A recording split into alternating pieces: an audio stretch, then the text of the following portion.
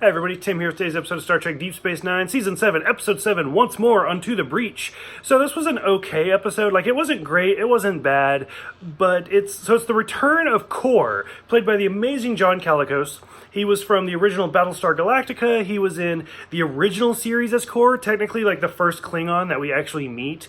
And then I believe this is now the third time he's played Kor in Deep Space Nine. As it was kind of predictable that at some point we would see the end of Kor, just like we saw Koloth die, we saw Kang die, although we'll see him again in Voyager.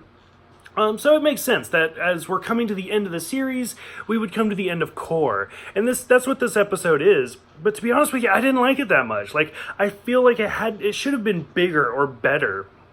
The episode basically is about Kor coming to Worf and saying, hey, I'm basically not quite dishonored, but like he doesn't have anything. Like nobody will give him command. He has no friends. He's just like this drunk wandering around. And again, he has a great scene with Ezra where like he's just like, oh, I'm sorry Jadzia died, but I'm glad my friend Dax is still alive. And it's a great scene. But so Worf goes to Martok and is basically like, hey, I have this friend named Kor. You may have heard of him. And Martok freaks out and is like, don't ever mention his name. Everybody get off my bridge. And he just has this temper tantrum. Well, we find out when Martok was young and he was basically like a farmer, like he didn't have like a lot of stuff to his name.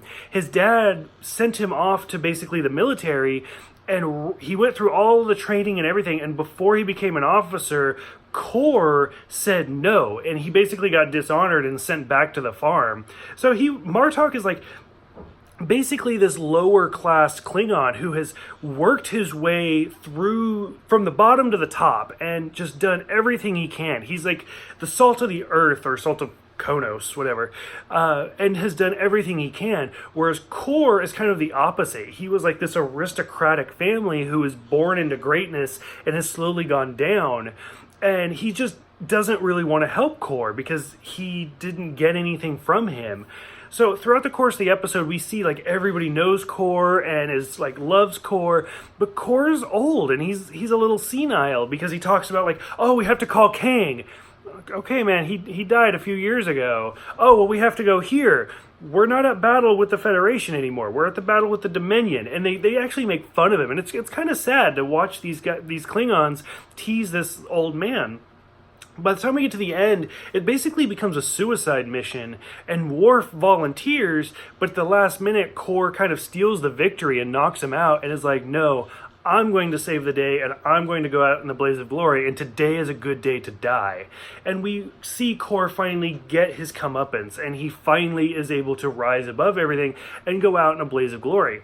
Now, I understand why they did it, but I don't know. To me, the episode just, like, I didn't need the Martok storyline. I just wanted to see Kor go out in a blaze of glory. But I don't know, that could just be me, because like I liked the previous Kor episodes where it was like Kor, Dax, and Worf going out on their adventure. I loved the Blood Oath episode, but for whatever reason, this one just didn't seem to work for me. For those who have seen this one, what did you guys think about Kor? Like, even going back from the original series to now, what do you think about the character? What did you think about his final scene? And just kind of what do you guys think overall? Go ahead, let me know in the comments below. Thank you guys for everything. I will see you guys next time for the Siege of AR-558.